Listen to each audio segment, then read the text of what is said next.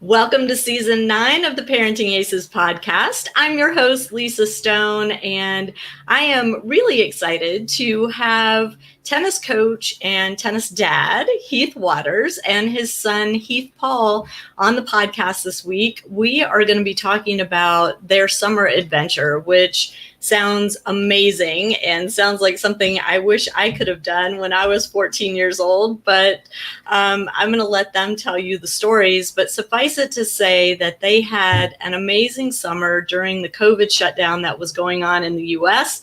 They decided to pack up their bags and head across the pond and see what was available in Europe for the summer for junior tennis players. And they found some amazing opportunities.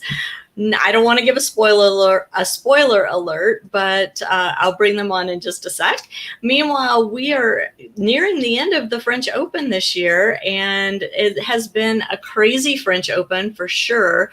We are at the semis as we're recording this, and I'm really excited to see what's going on. The junior event is in full swing.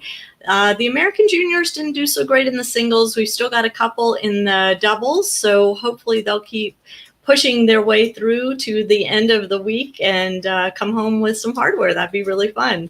But for now, sit back, relax, and enjoy my conversation with Heath and his son, Heath Paul Waters.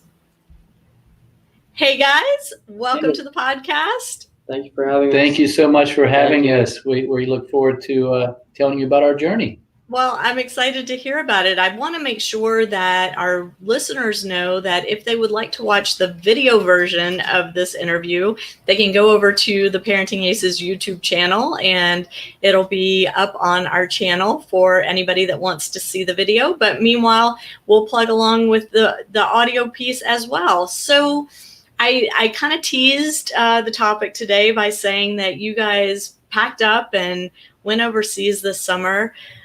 Tell us what and why and where you went in Europe. I mean, what a cool adventure for a father and son to have. Well, just to clarify, it actually was last fall. We didn't get that out in front. Okay. So to be honest with you, our objective, our mission was he had turned 13. He was 13 years old. And when you turn 13, you can start playing ITF events. He finished as a 12-year-old, top 10 in the country in the boys 12. And so, we wanted to kind of expose him. Our mission was to try to get him private one-on-one sessions with only coaches who had developed Grand Slam champions from the ground up. That was kind of the mission. His mom was a player, been coaching for many years, and we just wanted him to kind of feel and experience what it felt like if it was possible to make that happen. And then number 2 was at 13, you can start playing ITF. So we wanted to get him exposed, if possible, to playing his first ITF junior events, of which is, you got to start somewhere. And we wanted to kind of get him desensitized at a young age. Got it. And Heath Paul, what was going through your head as your parents were saying, hey, we're going to take you to Europe and you're going to train with these amazing coaches who I'm sure whether or not you had heard the coaches' names, you certainly knew the players that they had worked with. Right. I was so excited just to go to Europe and have the opportunity, super blessed and super nervous, but it was super, it was super awesome. I mean, it was so fun. So. And Heath, what did you think that Heath Paul was going to get out of this that you and Lindsay couldn't give him as coaches yourselves here in the States? Well, is not so much that as it was, we couldn't give him the environment. And what we mean by that, number 1, he never played on red clay. That was a big part of it.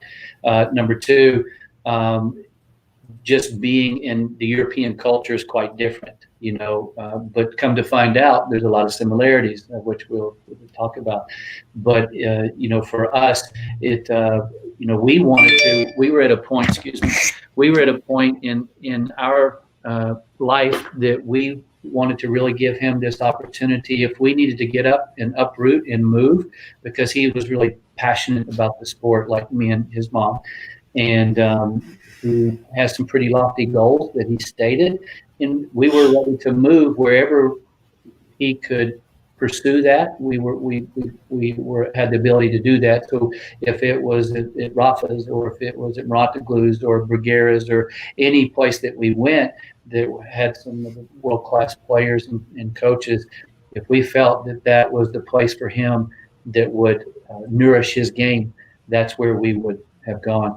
And so we got to experience all of that, and we'll tell you the stories. It was really neat. I'm going to let you tell those stories in 1 second, but I do want to ask you, because this comes up a lot when I'm speaking with parents. How did you know, or what did you see in Heath Paul that made you feel like it was worth this type of investment, this type of disruption, if you will, to your day-to-day life? Because everybody thinks their kid is a superstar, right? And coming from the perspective of understanding that you and Lindsay are both very entrenched in the tennis world, you are experienced coaches and players. What is it that Heath Paul showed you that made you realize that, hey, it's worth doing this? Yeah, it's real simple. He stated with his mouth and his actions, he put the effort and time in, and said that he wanted to reach his full potential.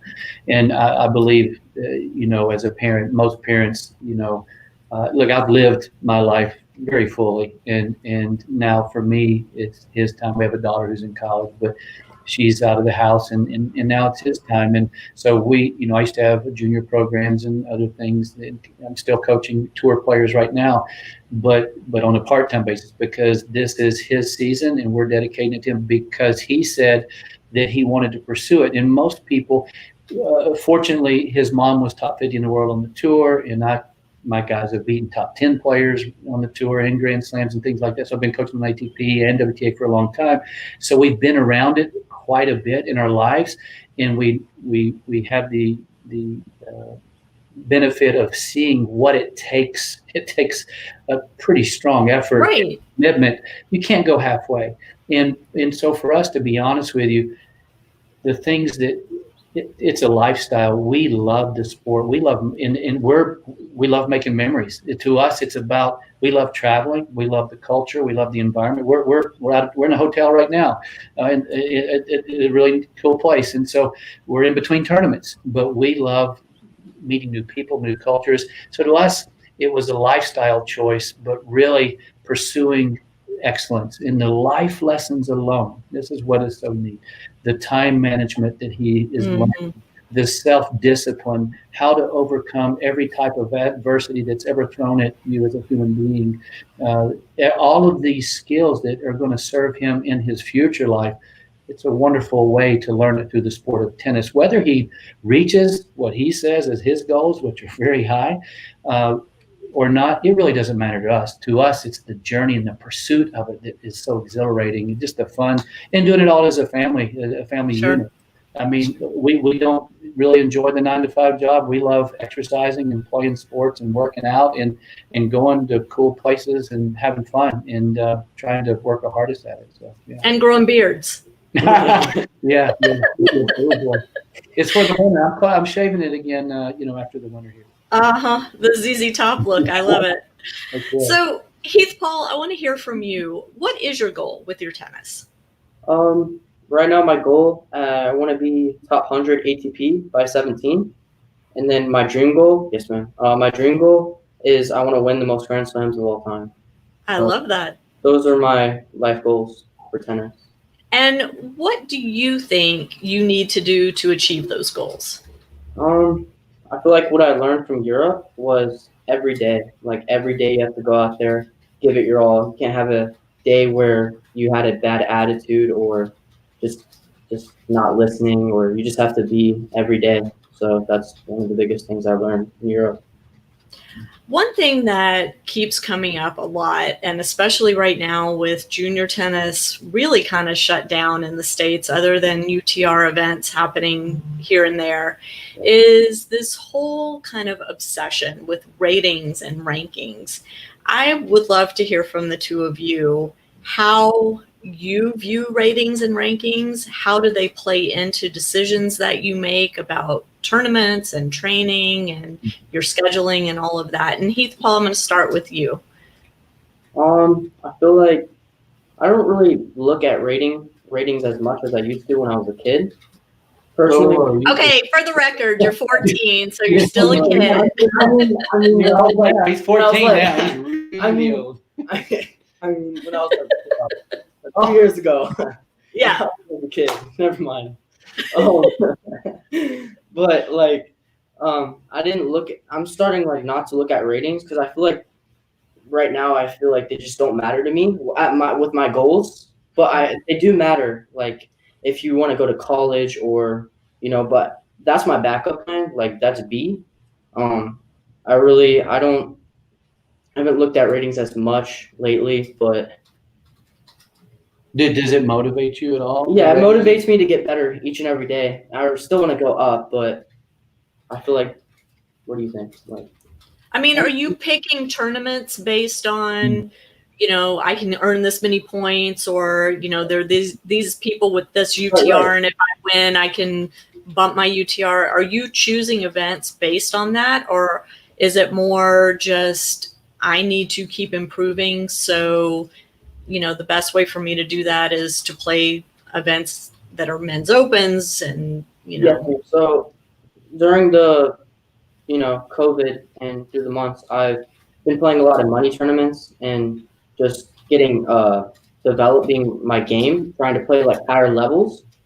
And that's what I've been doing since the COVID, playing UTRs, starting to play just higher levels like 18s and just so on and so forth. Yeah, I think to elaborate, there wasn't a lot of tournaments during the COVID, and right. So and when we went to Europe last fall, when we went, he missed a bunch of national tournaments because like he ended top 10 in the nation, but then we went straight right after that, or shortly after that, a few months right to Europe and put us behind the 8 ball a little bit, and then the spring the COVID happens. And so, of course, he wanted to try to go for top 10 in the nation in the 14s again. But through the COVID, in the end, our number one priority is the development and the acquisition of the skills that are going to help him reach his potential and his goals. And so it really doesn't matter the tournaments. It is more, we'll go as fast as he can go or as slow as he wants to go. So if you heard his goals are pretty high, and the reason that how did you come? Why do you want to reach that goal? Why do you say that 17 to ATP? Because he used to say 16, but now he said since the COVID, for whatever reason, he said this the other day that it's moved to 17 because he hasn't had a chance. But why do you say that? I'm seeing all these other guys. Rafa's like especially one of my inspirations. I knew I liked you, Heath Paul. No, he's inspired me. So I want to be there as early as possible if I can, and just be ready for the future, like Zverev, Shapovalov, all these young guys. I was there at Wimbledon when Rafa was 16, watching him play, and he was the big talk that year coming up as a 16-year-old, and I think he might have got beat by that kid from Serbia. I can't remember his name, but he got the round of 16 as a 16-year-old, and we talk about these things to Heath Paul, and we're not asking him to do that. He just does. And so I think for us overall, the players that I've had in the past that have made it to the pro level, they were all really good at a young age, and they were exposed to the highest levels typically at a younger age. There is no one path, that's for sure, but whatever it is that's going to help develop his game. So what we tried to do is expose him. We try to keep a 3-to-1 win-loss ratio, but expose him and touch on his highest level and always pushing that envelope. So we'll get him into pro tournaments this year. We'll try to go and play some, and just to get his butt whooped, learn to adapt, and whatever it is, just to feel what do I need to do to get to that level, and then go back, train, and try to fill the gaps. And I think a lot of people never really give themselves a chance. They stay in their little cocoon, and they don't really. Every kid that you ask, they'll have a dream of playing pro or being number one in the world or whatever it is. But unless you do at least the minimum of what others before you have done, then it might be a little difficult to expect that to be a potential or even possibility reality. So we kind of choose tournaments based on, like right now in practice, he's beaten as high as a 12.83. Well, if you look at the UTRs, that's higher than even the number 1, 2, or 3 16 under in the world, or close to it. It's top 3 in the 16 unders, and he's beaten 12.68 and in different things in matches. 11.64, I think, in the last money tournament, he beat a kid that played at Georgia Tech or used to play at Georgia Tech, and he was like 11.64, 11.68 at the time, and that's it. But for where he was, that was like the second highest win in the 14 and unders, even though he's not the top rated. So we typically, you do want to play that. Like Corey Goff has a really huge advantage that she's so young. She could mess up for 2 years. She's going to continue to grow her mind, her game. I feel like her game's got a lot of work to do, but she's so young. If her heart, she's got a strong mind. That's probably her biggest asset. Yeah. Is her, in my opinion, her competitive spirit. But game wise, she's got so much time to adapt. 3 years, she's 18. Do you see? Right. She's learned so much with facing all of the Grand Slams. The chances of her winning a Grand Slam, whether it's 18 or 22, she could win a lot if she's pragmatic about progressing. And so the kind of the younger you can get them, in my mind, exposed, and so they can have a chance to adapt. I believe that, like you're seeing a lot of like the Bradys and stuff, the college coming out, and all the ones in Kingdom Down, all these people that are doing well, Steve Johnson, there's a lot of them. But to me, it is a little more difficult in that avenue to come there because you're 22. It takes you a few years usually to adapt to the tour. I mean, look, Zverev, he was hot, but he still hadn't won a Grand Slam, but he's still mentally struggling. And it might take him 2 or 3 more years, but he'll be still young 20s, where by 22, he'll be maybe winning Grand Slams. It's hard because it takes adaptation time. And I think even though it can, you can do well in the tour, very rare for people to come out, graduate from college, and actually win slams because they didn't have that young exposure. A lot of the times, I think it's not that it can't be done, but it's just harder. Because you're 20. Look, it seems like Isner hadn't been on the tour that long, and he's already 30 years old. Yeah. Because 24 to 26, 30 goes quick. Yeah. 6 years, boom. Look, I'm getting old, man. It's 6 years. Right? And so, yeah. So. Well, let's jump into your Europe tour. So tell us where you started. You live in the Atlanta area, so I'm assuming you left from Atlanta Hartsfield Airport. Where did you go first? We went to London. His mommy was trying to play a $25,000 event. She was playing for fun a little bit again, and she ended up being one out. But the tournament happened to be held at the National Training Center, the LTA, in Roehampton. And we just got really fortunate that Andy Murray and Kyle Edmund and Daniel Evans, all of them were training for Davis Cup. And so we were actually practicing on the court right beside them. And that ended up being just a really sweet treat because Heath Paul, even though he had been to a lot of Grand Slams when he was younger, watching mommy and my players and stuff like that I was coaching, he really didn't understand it. And now to get to watch Andy Murray and Kyle and all of them straight up in person, that was pretty neat. What did you think? Yeah, it was super inspirational just to watch like Kyle Edmund play, and then Andy Murray. It was just fun to watch, like their intensity on the court, how much they're swinging the ball as fast as they can. Just everything they're doing it was super intense. It was fun to watch. I mean, Andy Murray took like 45 minutes just to like get ready to stretch, which I thought was super professional. I mean, you got to do that. So yeah, and what was really cool, we were Heath Paul's kind of shy quite often. Well, it depends if he knows you or not. Yeah. Not usually, but anyways. Kyle Edmund, after we got done practicing, we were watching Andy Murray. He came up and sat. We were sitting like right here, and probably 20 feet to the right, and it's overlooking the indoor courts on this balcony. And Kyle Edmund was sitting there, and Heath Paul knew what I was probably going to do because we always want to learn, and so I wanted to take Heath Paul and introduce him and just see if he would answer a couple questions for Heath Paul. And I said no. I was. Were you totally embarrassed? So nervous. He said, "Daddy, if you do that, I will leave." I was so nervous. I literally was like, "I'll go out the back exit door." Yeah, so that was just he was like, "Okay, we'll just walk past him." Yeah.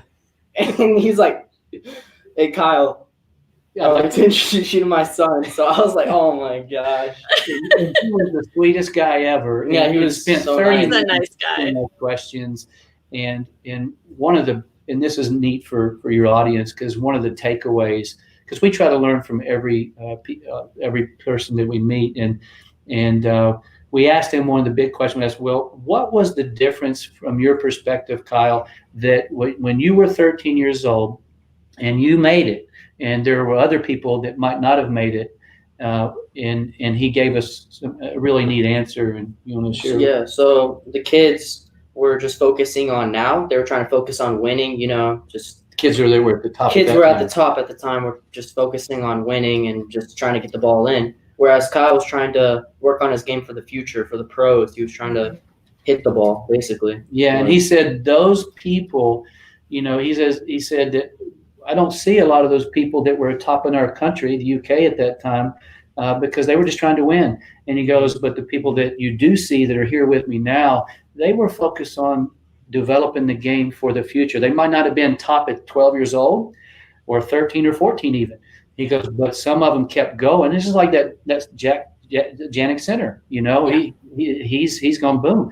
Well, he was one of those. And so that, I think, really struck a chord, knowing that, because we talk about that a lot. No one really remembers the 12s and 14s so much, but if you're acquiring the skills and developing a pro level game, working towards mastery of that, then you have at least a chance to realize your full potential or think about it. So that was really neat. It was awesome. Yeah. So that was our England trip. Yeah. Okay. And then where? Well, then we flew to Mallorca. Mallorca. Yeah, that was an interesting thing. So we were on the premise. So our objective was to only work with coaches that had developed Grand Slam champions. So we wanted to. His biggest dream of his life was to work with Toni Nadal, Rafa's coach. And so we tried to make it happen. We called over, and at first they said, no, he doesn't do that. And so we said, well, we're coming all the way from America, and then we told him, his mom had played, and I was an ATP, WTA coach, and that he was top 10 in the country. And then they said, oh, okay, well, let's see a video. Then when we shared the video, because he plays a little bit differently, he serves lefty righty, he has 2 forehands, it's a little bit odd, but for whatever reason that intrigued them. And once they got the video, we went out and filmed real quick and then sent it that night. And then they said, okay, Toni will take a look at him and work with him, because evidently he only works with Rafa Nadal's what kind of when we got over there, they said. So we get over there, quite interesting. Yeah. So we went over there. We drove there. It took, a long time to get there. But we were practicing I think we slept there overnight, and we were practicing on the Rafa Nadal court, which was an honor. Like, Nadal practiced on the same clay court. I got chills when you said that. It was insane. I was going crazy. I was like, oh.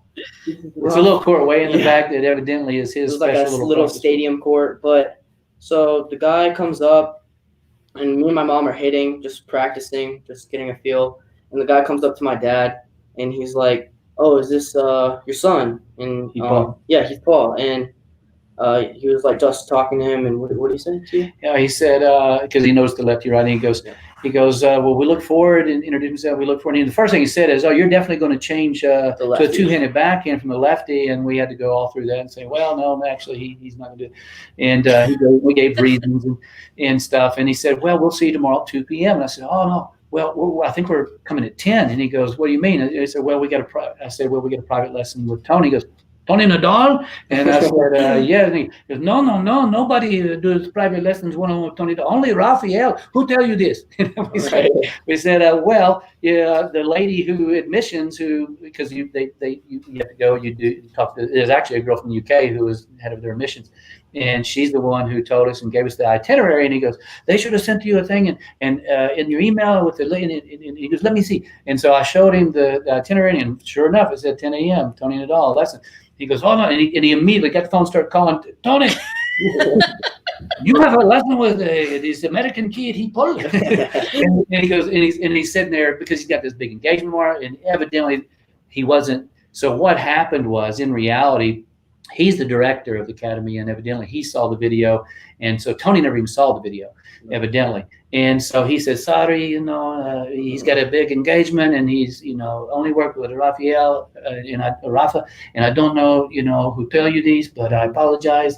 And I said, okay. And we said we'd make the best of it. Yeah, we're like, we were just saying, we're just going to go out there, just play tennis. And he said actually he would come out for like 5 minutes. Yeah, he said he might stop by for 5 minutes. Because he had some big event going on there. So, so we woke up the next morning and then 2 p.m. I was super nervous because he was coming out like for 5 minutes. I was still nervous after with all these guys. And one thing that like struck me before I went on the court was, I don't know if you've seen the movie Rudy, but my mom was like, sure. So that's like my favorite movie of all time. But my mom's like, okay, no matter what, just go out there and be Rudy. So I was just, that's how. Yeah, that's good. The rest of that story. Yeah. So then I'm sitting about 100 yards away. Mom's really nervous. She's sitting 500 yards away because in case he came. In Heath Paul, they put 5 courts here. They have kids on the courts with a coach on each court. And Heath Paul's playing with one of their top players on the very end, evidently. And they're just warming up. And sure enough, Toni Nadal comes strolling down. And I saw him with my peripheral, and I was like, oh, don't come on my court, but please do at the same time. So he came on to the first court. He's talking to the coach and watching for a second. And, well, for whatever reason, when Heath Paul heard that his mom say, be like Rudy, I don't know, but he just, for whatever reason, if the ball went in the net, he would sprint to the net and get a sprint back. If the ball went in the fence, he would sprint and get just kind of like just odd, no one else can do that on all 5 courts, running after every ball when they're out and it's just on the against the fence. Anyways, Toni, I think what happened, and Toni came on that first court, Heath Paul's running, sprinting to the ball, sprinting to the net. And Lindsay's way far away, and I texted Lindsay, I said, but I noticed Toni looking like that, like that. And I said, Lindsay, I think Heath Paul caught Toni Nadal's eye. And I said, I think he thinks Heath Paul is crazy. Because he's a fool, It's like, who is this fool out here running like that, just like crazy. Anyway, so he works his way all the way down. And then he gets, takes about 5, 6, 7 minutes, and he get talking to each coach as he's going on all the course, and then sits right on Heath Paul's bench and just watching. He just watches, doesn't say a word for he speaks Spanish. I can't speak Spanish. He speaks English. Yeah, well, he speaks English as well, but he was just speaking Spanish to the other coaches. But he didn't talk to me for like 10 minutes. He was just observing, and I was so nervous for I was like, talking about those first 4 balls. Yeah, the first 4 balls hit the back of the fence in the air. And I was like, oh. So that was kind of cool. But then what was really neat is Heath Paul, he goes, play. And he played, and Heath Paul, just in a ground game, and took the guy out pretty good. But evidently this was their top guy or something. And then he brought Heath Paul in and asked him how old he was. Now, he was only 13 at the time, and he's born in 2006. And so he said, how old are you? When he brought him in, and he goes, 13. He goes, no. What year are you born? 2006. And he goes, and then he goes, 2006, because, Heath Paul hits pretty heavy off both sides, and he was a little square at that time. And anyway, that I guess he thought that was pretty cool, because I think the 2 heavy forehands, because it's similar to Rafa, but he's got 2 of them instead of just one, I think intrigued him. And then Heath Paul, he said him play again. He beat that guy. Then he brought another guy over, and that guy was a little dejected, and brought another guy over. But then he sent somebody out to get me. And I was all about, hey, where his parents, could he go get his coach or his parents, bring him here? And he brought me in, and this is after he had beaten a couple of his top guys, just in points and stuff, not full matches or anything. And he said, which was pretty encouraging, but really interesting for your crowd and your parents that are hearing this, and the coaches, it comes from Toni. I'm going to listen anyways. We took it to heart. And he said this. He goes, what he ended up doing was bringing the players and to watch them play after Heath Paul played in the first one. He brought everybody in because Heath Paul's effort was really on this day. He always gives a really strong effort, but that Rudy thing, I don't know. He really was still just running everywhere, which is just weird. And they were watching his feet, and he was pointing at him, and he was talking to the players and all that. And then he brought the next one, and he said to me, after all those kids left, the coaches left, and he brought me in, and one other coach was still there. And he said, because he asked Heath Paul what his goals were, and he told him what he told you. And I'm thinking, you don't tell that for Toni Nadal. No, he was like, oh, wow, big goal. Yeah. And he says, I see all these kids because his effort. He goes, I have not seen this effort and attitude since my nephew 20 years ago. He goes, which I talk a lot, and I didn't say a word, and I'm like, whoa. But then he said right after that, though, he goes, He goes, but it doesn't matter because he's not 5 for 5. Because he's not what? 5 for 5. Ah. And he goes, to win one Grand Slam, very difficult. But he's not 5 for 5. He's maybe 1 for 5, 2 for 5, but he's not for 5 for 5. I don't see this possible. Huh? What's that? And 5 for 5 is basically every ball that you hit, you want it bouncing and like jumping over your opponent's head. Like you want it like the trajectory to go so fast with so much spin. Yeah. So what he meant by that is Rafael's intention is not just to put the ball to a target, not to just put it into play. He goes, to win Grand Slams, you have to have something special. The ball needs to hit with the intention to hurt your opponent, to explode. And that's what we got out of that. And then what was really neat is he took the next 3 hours and spent one-on-one with him, teaching him what that felt like and looked like, and to experience that. And what did you feel with that? It was incredible. It was probably one of the highlights of my life, probably. Yeah. And we were supposed to go back in February. They did take a little interest, and it was really neat, but we couldn't because of the pandemic and stuff. And so so that was just a really enlightening, but to hold on to that. And then he spent 45 minutes after that telling about stories about Rafael and how Djokovic and Federer and just all the way basically just pouring himself out was really just exceptional. One of and I want to tell you after the next story, one of the differences in what our conclusion was, but it's definitely a difference between Grand Slam level coaches and most of the coaching in the world. And we'll tell you what that is in a few minutes. And Heath Paul, I want to just ask you, I mean, obviously, getting to meet and talk to Toni Nadal and have him watch you play and give you information based on watching you play is unbelievable. But what did you do with that when you came back home? Like how, because I think it's one thing to go to these places and have these incredible experiences, but then you have to figure out how to translate what you've learned into your day-to-day training once you're back in the real world, right? Right. For me, like after I was done working with him, I wrote down everything he said, and I just like took it to heart, and I would just.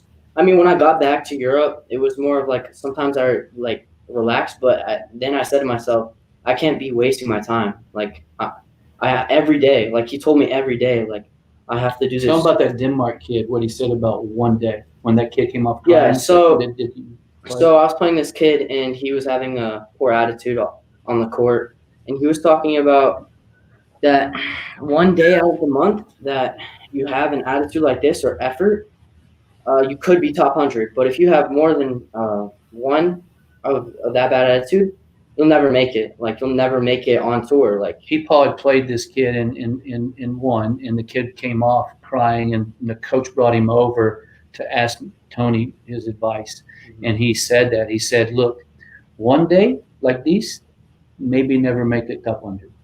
2 days in 30 in 1 month, you have no chance." He said this. So that's pretty harsh.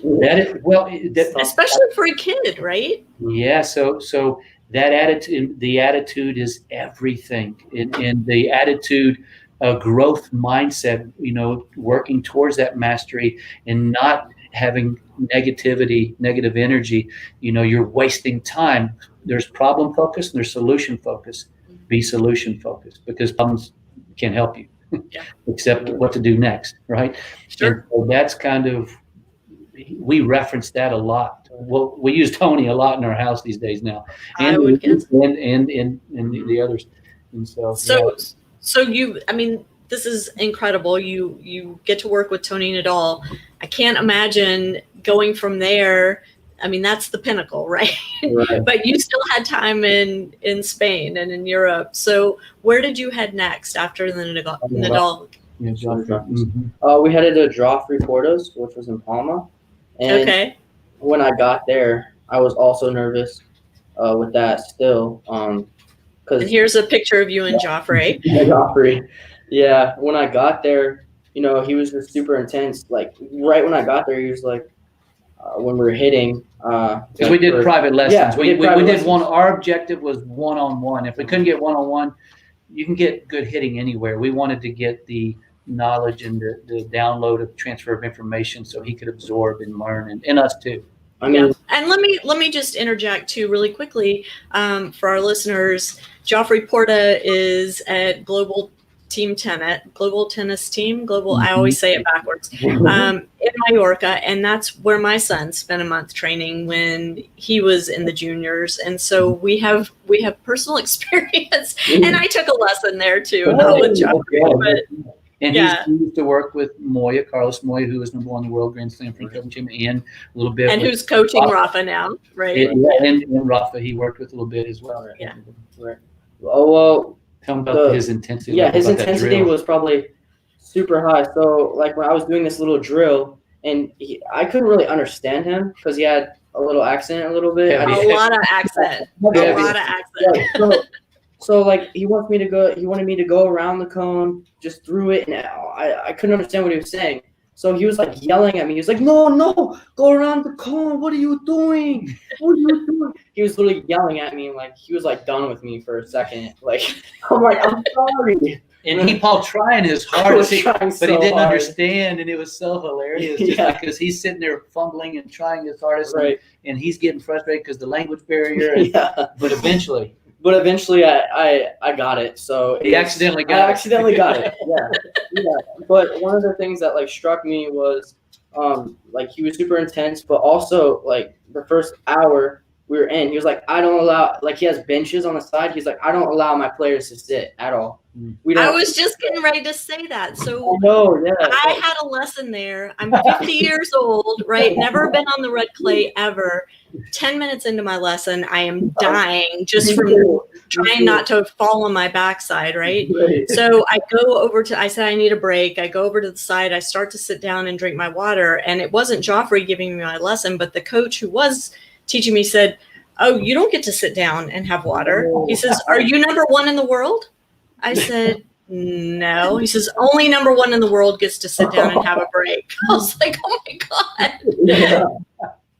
Oh yeah. Then what about the ball? They only allow one ball. Oh yeah, you only have one ball. So if you miss, you sprint to the net, you go back, you hit it, and like if you have to sprint everywhere. So I was dying. Like I was in good shape. It's exhausting. It's a new level as well. On that clay. I mean, you were in pretty good shape, but being in clay shape and red dirt, definitely. and it was it's totally different movement on the red clay, even than playing on the green stuff that we have here in the States. I found that red clay so slippery and so difficult to stop and change direction.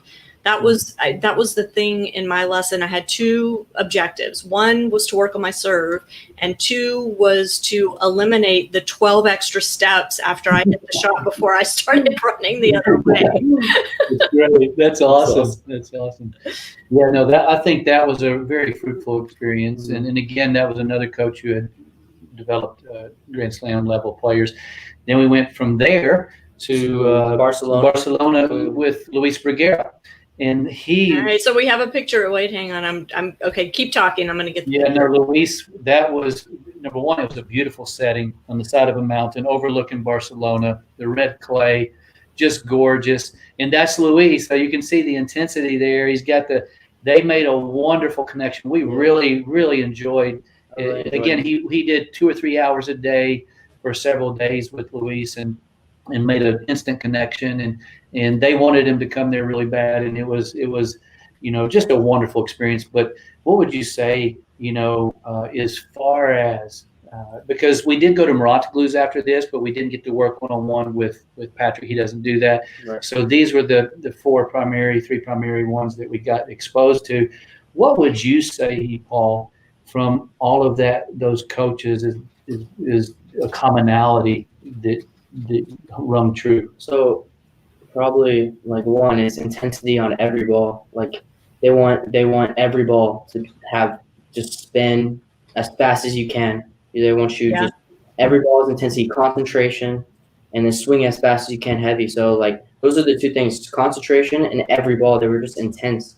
Like all of them were intense, yelling at me. But it wasn't like yelling. It was more of a, what do you think it was? Like intensity. They're passionate. Urging you on. Yeah, they're passionate, and they're trying to light your fire. And for me, that was probably the biggest thing as well, was that Mm-hmm. you have coaches all around the world, but the coaches that have developed Grand Slam champions, they're every ball coaches, meaning they're perfectionists. They don't let you do 10 poor repetitions.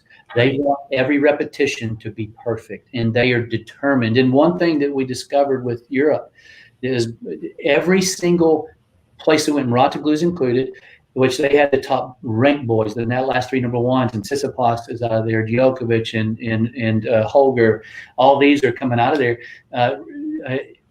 You do not leave there without a heavy ball. Everybody, he already had a heavy ball, but it helped it go to another level. That's for sure.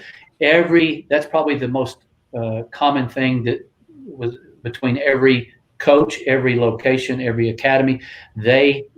You're required to hit a heavy ball. There is no exception. You will leave there with a heavy ball. Right. And then, and then they're pretty intense. Now, the interesting thing is, looking at American academies compared to European academies, still the same thing. Now, what do I mean by that?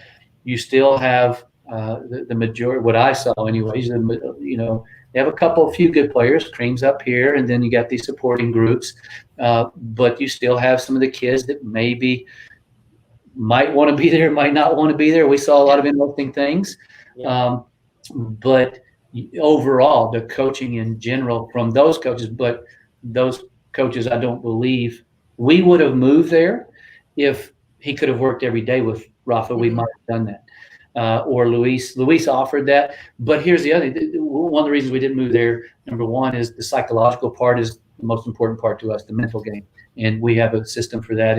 And that is the mental reps are the most important for us. It's anybody can hit forehands and backhands all day. You can hit thousands of balls and do this and that. But, shoring up your weaknesses and honing your skills every repetition, mental repetitions, how you respond to adversity, how you respond to errors, that has to be conditioned and shaped as well to we call it a champion's mindset. That they do have some sports psychologists there, but they weren't on the court with them every single day, reinforcing and shaping behavior. They would come once a month. Mm-hmm. And that's why there were kids crying there and doing this and that and throwing rackets. We saw a little bit of all this stuff. Not that happens everywhere, but sure. Except when for the people that Rafa is one of the few that has, to me, probably the best attitude of all time. Amazing, yeah. Yes, and I wish all kids would take from him. Right. Where Djokovic, he threw that racket, that's great, but he's opened the door even with saying, well, I can't promise, I'm trying my hardest, but I can't promise it won't happen again. Well, that means it's going to happen again because Rafa has non-negotiables and he has a negotiable there. And so anyway, bottom line, I think out of the whole experience, our biggest takeaway is we will go back really, because when they have the ITF events there, and we will go to these places to train, to prep for the ITF events. But we decided not to move there simply because even though it was a tremendous experience and we gained a lot and we're going to continue to gain, the little details from the holistic environment wasn't necessarily there, but from the Grand Slam coaches, it was.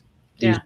But they're not involved fully every single day. I mean, I'm sure Luis was with his son Sergio, who won the 94-95 French Open. Obviously, Toni was but they're doing many other things. Rafa's got 10 academies now, and he's doing speaking engagements and all that, and that's not where he is in his life right now. So, got it. Yeah. Let me ask you this, because I remember when my son was at Global with Jofre, and one of the things that was so kind of eye-opening to him was the fact that the on-court sessions were 90 minutes. They were 90 minutes of nonstop intensity, as you were talking about, but it was only 90 minutes. So they would go on court, they would work till they puked, basically, and then they would have a break, whether it was a meal break or they would be working on something off court, fitness or the mental side, or just going exploring and kind of having some downtime. And then they would come back for a second session in the afternoon, another 90-minute intense session. Mm-hmm. It wasn't all day on the court hitting tennis balls like we see a lot of times here. Mm-hmm. Was that your experience too, Heath Paul, that that it was shorter but way more intense time on the court? Right. It was like that. So Yeah, I did a lesson with Jofre Porta for an hour and a half, as you said, and then an afternoon session as well. Like for me, when we're at home, like we just do light and intense sessions, like nothing that kills your body. Mhm. We're already in that kind of Right. frame of mind prior to visiting. We started him we kind of a tiered process. We started him at 8 years old. We started 4 hours a day. That's when he started his first regular training was at 8, 4 hours a day, 4 days a week. And then he either play terms or take the weekend off. And then at 10 years old, he went to 3 hours a day. At 12 years old, he's down to 2 hours a day physical on the court.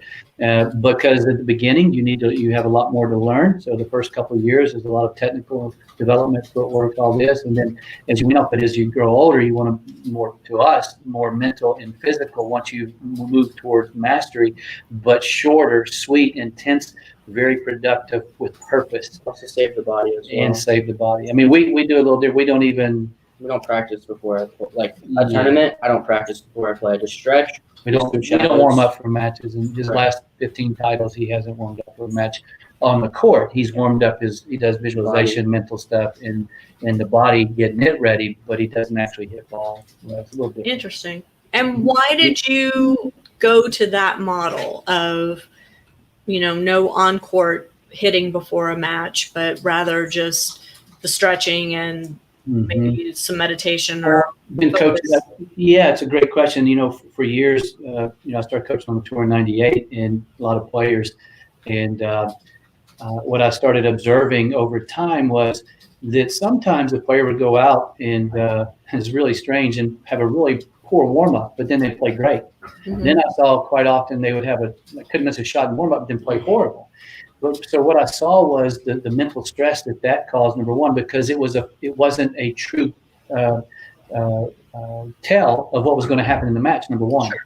In the way but really, if you're thinking the way I look at it, I'm always trying to think big picture, 50,000-foot view. If you're looking at a Grand Slam, you got, 7 matches over the course of 2 weeks. Mm-hmm. Think of how many extra hours of wear and tear. We do go on the court once in a while if there's a technical something that could lead to an injury, or if his tactical mindset, he's lost a little of that, we just do it for 5 or 7 minutes just to recreate the tactical mindset for feelings. But, some of these guys will go out there and hit for 2 hours, right, twice a day, even, during the tournament. Well, you think of the wear and tear, the mental stress and the physical stress over a 2-week period. Now multiply that by 20 years. It could add years of your career for more than that. Your body, if you don't have it down before you show up, you ain't going to get down in 5 minutes. You've been practicing your whole life, and that's what I see is so many people. The people are followers. Number one, they don't necessarily challenge the status quo. How could we do it better? What could we do to make it more efficient? In that kind of question, I ask quite a bit with everything. And so, how do you feel? What do you feel when you don't? Is it helped, hurt? What do you think? I feel like it's helped, like mentally, like pre-planning, because I don't know why. I just sometimes before I play, I don't like seeing where I'm at until I like have that 3-minute warm up. Like my warm up, I feel is like before I play, like the 3-minute warm up or 5-minute warm up, whatever. That's once you're on the court, you mean with your opponent? Right, with my opponent. And then I feel like I'm better mentally, stronger, and then I'm also saving my body as well. So that's interesting. And I mean, you guys have a unique situation. Let's be honest. I mean, first of all, your father's son, so there's a level of trust between you as coach and player that is very different from, let's say, Heath Paul, you had some other coach that that's not your dad and that you don't have that relationship with.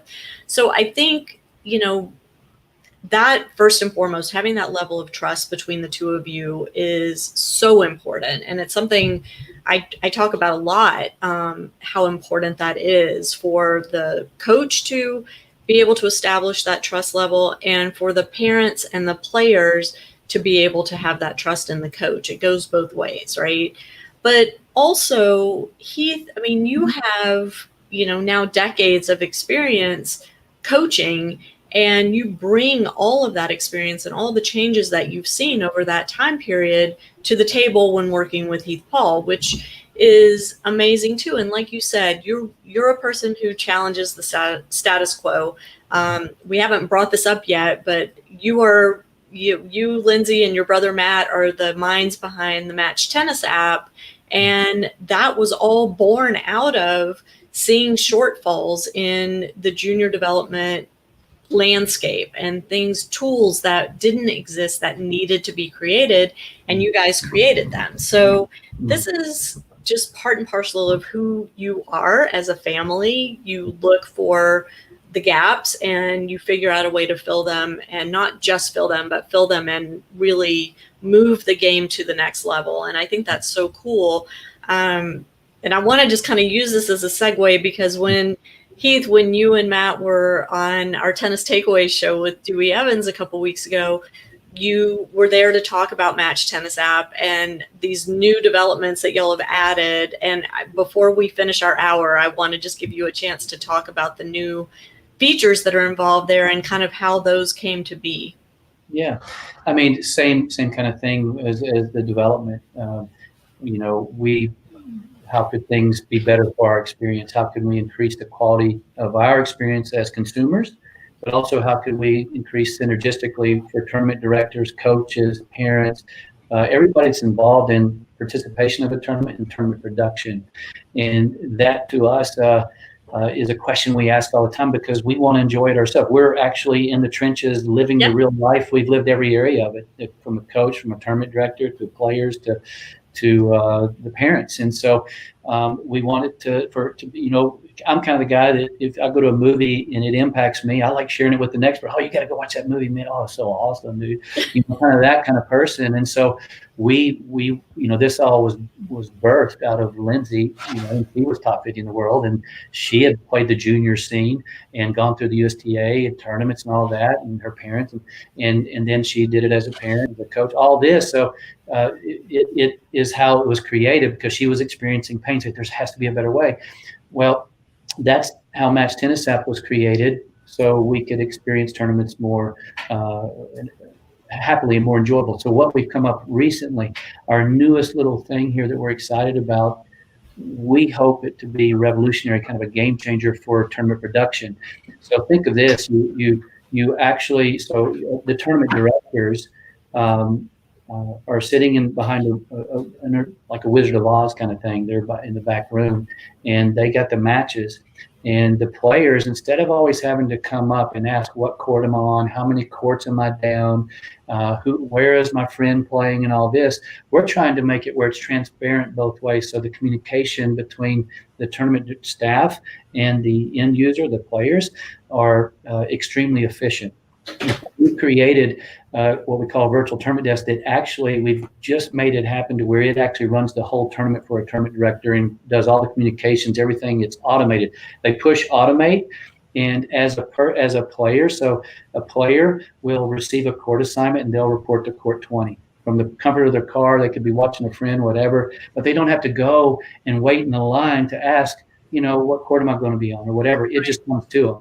So, and with the pandemic, I mean, the timing is perfect, right? Yes, the need is there. Yeah, this would be post-pandemic. So what happens is the whole goal is put those minutes back into the parents' pockets and the players and the TDs, right? The staff, everybody. Right. Give them back their life and their time so they can spend more time doing what they want. And so they get this with the virtual tournament desk. They get the court assignments. They report to the court. They play their match, and after the match, instead of having to go again, wait in line, they report their score. Now, what's cool is as soon as you report the score through the app, then it goes into the tournament director system and reports it right to the draw. Yeah. And so now, instantaneously, as you report it, you're getting to see who you play next.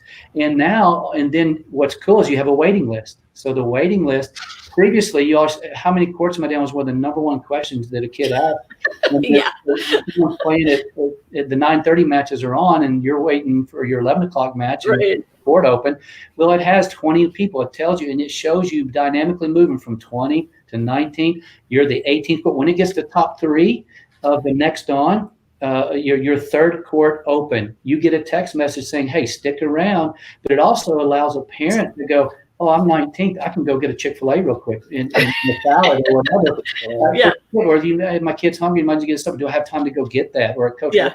you know where you are. It's transparent instead of having to guess. And so our hope is, like the virtual tournament desk, this here will make it so much easier for the tournament directors, but also for the consumer. They'll be able to see where their friends are. Eventually, hopefully, we have live scoring and AI technology doing all kinds of stats. All this kind of stuff will be coming soon.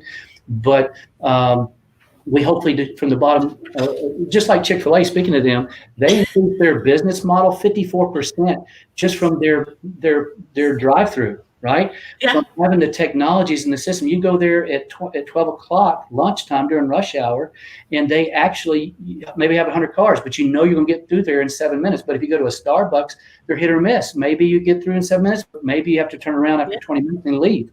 Well, more people will go to Chick-fil-A because of the experience, and they can count on it, and it's enjoyable. Even if it's kind of crazy and hectic, it's still enjoyable, and they can count on that experience. And more people, they've increased business. We look at that as bringing more people into the game if we can make it better for the consumer and for the more people run tournaments as tournament directors because it's easy. More people play tournaments because it's easy, and the word is spread. And kind of that's our goal with that. And you also have another new piece, which I learned about on our Tennis Takeaways conversation, which is kind of a planning piece. So, for example, if Heath Paul says, I want to be number one in the 18s nationally by the end of the year, your app will help you figure out which tournaments you need to be playing in order to earn the ranking points to get to that goal, which I wish to God that had been around when that's again, our heart wants to educate again to help the parents. These are things that parents have never been provided. And we've created technology with algorithms and stuff that will spit out, if you want to be number one in the nation in the 18s, maybe by not the end of the year, it'd be really hard, but maybe by the spring or something like that, because there's no national tournament, so we couldn't do that. But it will actually spit out the exact pathway with the tournaments that would, because it's not going to give you tournaments that won't give you national points. If you say sectional or state ranking or national ranking, it's going to give you the exact tournaments, tell you what your points are, what you need to average, and then show you the tournaments that you can add to your calendar that you can play and create a pathway that will allow you to even achieve that goal, because most parents don't know what to do, don't know when to do what and what to do when. They play the same tournaments every year in or out, and they never even reach a goal because they didn't know what to do. And so, and everything's changing in January with USTA. We know that. We've got the new 7-level system coming out January 1. So I want to encourage the junior tennis parents out there and the junior tennis coaches, because y'all need to be educated too. We posted recently a webinar that was done by the USTA Midwest section on the changes, and they really walked through the different levels and what this is going to mean for junior families and all that. So make sure you know what's coming in January, because it's coming. That's right. The level one. So we think it's going to be a good thing. And we're actually, going to it's going to make it much easier on what we're providing educational wise, because everything would be congruent, because it was a little difficult with Texas. And California. Everybody has different requirements. Now they all be the same. But one of probably our other most exciting features that we love is, in our system, because we have almost half the United States in our system already, because we're so many we're at every tournament just about, and not every one of them, but 80% or so in the United States. And so if you need someone to practice with, if you need someone to play, you can go into our system, and we now, because we have so many in our system, it's very relevant. You can just send a message and search by players that you might want to get a matchup with by 10-mile radius of your zip code. With the UTR, a USTA ranking, a tennis recruiting ranking, whatever your heart's desire, find people to play with in your zip code that has never been done before like this, that are actually tournament players playing junior tournaments just like you. And so we're excited about that connection. That's cool. Yeah. Mm-hmm. All right. Well, so we're coming to the end of our hour. Everything always goes so quickly when it's involving you, Heath Waters. I don't know what that's about, but Heath Paul, what is next on your calendar? Next on my calendar. You mean tournament wise, or tournament training, travel? What's coming? Yes. I'm gonna start playing some ITF juniors. There's supposed to be, I think, 3. One in Atlanta, Orlando, and then Del Rey. Yeah, so that'll be exciting to play those. He's going to try to. I'm going to try to get in. He's going to try. Yeah. That's the goal. So that's next on the calendar, and then some pro events like you were saying earlier. So it's going to be so fun. It's a choice, to decide to go that route, and because you got to sacrifice somewhere. Yeah. So for development, we might have to sacrifice his 14s, his 16s, and all that, and kind of we're making the decision to go 18s and ITFs and pro, and kind of because he's young, that's kind of the direction we're going. Yeah. I meant to ask you this when you were talking, and it left my brain, and now it's back again. So I want to make sure I get the question out before we close. Being 14 and playing in these events where you're competing against guys who are 18, 19 and older, so have gone through puberty, have man bodies, have the strength of full-grown men, how do you manage your own injury prevention and health when you're coming up against these players that have this strength and the muscle development, that you're still developing? Right. So I work out like 2 hours, 5 days a week, and that's in off the gym. Off the court, like working court, out. Yeah. Like we go to the gym and just work out for like 2 hours. And the track. And we do the running. But I feel like, the physical wise, I'm getting there, of course. But I feel like when I was younger, my confidence was a little down with like age wise. But I feel like now when I'm 14, it doesn't matter anymore. Like to me, it doesn't matter if they're 22, 23, because now I'm just starting to get that confidence where I can beat anybody in my mind. So he's practicing with one of my students is a tour player, and he's just starting out on the tour. Right. And since the pandemic for the last 6 months, it's been very help. That's been a big help. Yeah, it's been awesome. He's had to have risen his. But for me to coach this guy, he had to hit with him. That was our agreement. Well, but just the physical challenge of being a 14-year-old versus a 20-something. I mean, it doesn't matter. It does matter, obviously, the confidence and your strength and your fitness level, but you're still 14 at the end of the day. Your body is still growing and developing at the end of the day, right? You're not a finished product yet. You are a work in progress. And I know for a lot of kids that there is risk of injury when because it feels different to have a ball come off the racket of a Rafael Nadal versus another 14-year-old that you might play with, right? I mean, that ball feels very different. And the stress on the shoulder, the elbow, just the quickness that you have to get those balls back because they're moving through the court so much more quickly. All of that takes its toll on your body. And so, it sounds like you guys have a plan. I'm just curious, if you can share, like, at the end of the day, when you've played against somebody in their 20s, maybe your new player, Heath, who's just starting on the tour, what do you do to take care of yourself to make sure that you're fit and ready to go back out the next day? I'd like to address the first thing you said earlier. Number one, we've done a lot of sensor tests and studies we do a lot of case studies with Heath Paul and with other players, and we hook them up with all these contraptions and stuff. And to be honest with you, there is a difference. But, Rafa's RPMs on his ball, on his 80-mile-per-hour ball, he's 3,500 to 4,000 RPMs at 80 miles per hour. Heath Paul is around 3,000, but there's other players. Heath Paul's at 14. Now, when you talk about 14, if you're talking about a 14 kind of beginner, but somebody who's at the high level of the 14s in the nation, those guys are hitting it. They're not far off. You would be surprised. They're not too far off of. Rafa's he's a little bit more than everybody else with the RPMs, but if you take Federer, he's 3,000 RPM to 27 RPMs. It's a heavy ball too, and it's 70 to 80 mile per hour ball. These boys at 14 can do that, and so it's not far off. Really, what it is the overtraining where people get the injuries is not training and getting the small muscles around the joint strong like they should, and then overtraining too much. So they'll hit 5-6 hours a day on court, and they're beating themselves, and it's not intentional, purposeful practice. Actually, it's just beating them down and really maybe making them worse. To be honest with you, it's better to have 1 hour of immense quality of perfection than 6 hours of mediocrity. And Sure. that's what happens consistently that I see among many programs that might, people get injured at. And so I think taking care of, like he has very specific routines, pre-match, regeneration, post-match, pre-match, and he takes care of his body. He's Also stretching. like he was talking about, he was really enthralled by Andy Murray taking 45 minutes just to prepare to get ready to play. Yeah. Now he has the hip injury, but that's most people aren't willing to do the little things that lead to the big rewards, and they just want to jump in, and that's how they get injured. So I don't think it's necessarily so much the age gap of 23 versus that. Heath Paul, the first time he played that program was 6'3". He lost, but it was 6'3", and it was a pretty good match.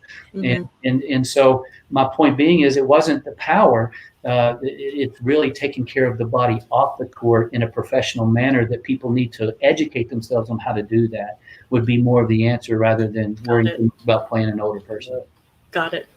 All right.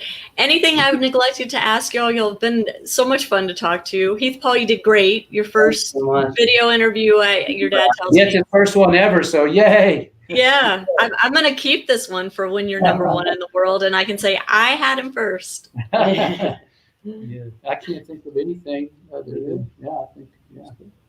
Well, y'all were great. If I could say anything to the parents, is to really try to, if I'll say this with how we approach with him, we try to we make our tournaments to us. Look, if he reaches the crazy goals he has, so be it.